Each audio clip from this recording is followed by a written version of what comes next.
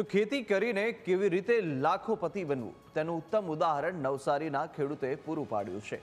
એન્દલ ગામના ખેડૂત સુનિલ પટેલ તરબૂચની ખેતી કરી અને લાખોની કમાણી કરી રહ્યા છે।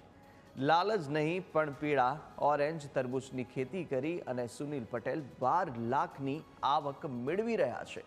તરબૂચની ઓર્ગેનિક ખેતીમાં સુનિલભાઈએ 1.5 લાખ જેટલો ખર્ચ કર્યો હતો અને જેમાં બમ્પર ઉત્પાદન મેળવી અને સુનિલ પટેલ 12 લાખ જેટલી આવક મેળવી રહ્યા છે। ખાસ વાત એ છે કે આ તરબૂચને વેચવા માટે ખેડૂતો બજાર સુધી પણ નથી જવું પડી રહ્યું અને ટેસ્ટમાં બેસ્ટ હોવાથી ગ્રાહકો ખેતર સુધી આવી અને તરબૂચ લઈ જાય છે। ત્યારે આધુનિક ખેતીથી કેવી રીતે સારી આવક મેળવી તે અંગે પણ સુનિલ પટેલે અન્ય ખેડૂતોને નવી દિશા ચીંધી છે। છેલ્લા 40 વર્ષથી એમ તો હું ખેતી કરું છું, પણ ઓર્ગેનિક ખેતી 10 વર્ષથી છેલ્લા કરું છું ને 5 વર્ષથી તરબૂચની ખેતી કરું છું। તેમાં તરબૂચની 5 વેરાયટી છે, પાઇનેપલ, ઓરેન્જ, યલો અને બીજી એક ડ્રીમ સ્પેશિયલ છે જે અમારી છે ને એક રેગ્યુલર છે રેડ। લગભગ બધું જ વેચાણ મારું રિટેલમાં થાય છે, અહીંયાથી ફાર્મ પરથી જ વેચાઈ જાય છે, કશે માર્કેટ શોધવાની જરૂર નથી। 4 વીઘાની ખેતી કરું છું, મિનિમમ પ્રોડક્શન 40 થી 50 ટન આવે છે, 30 રૂપિયા કિલોના ભાવે વેચાય છે।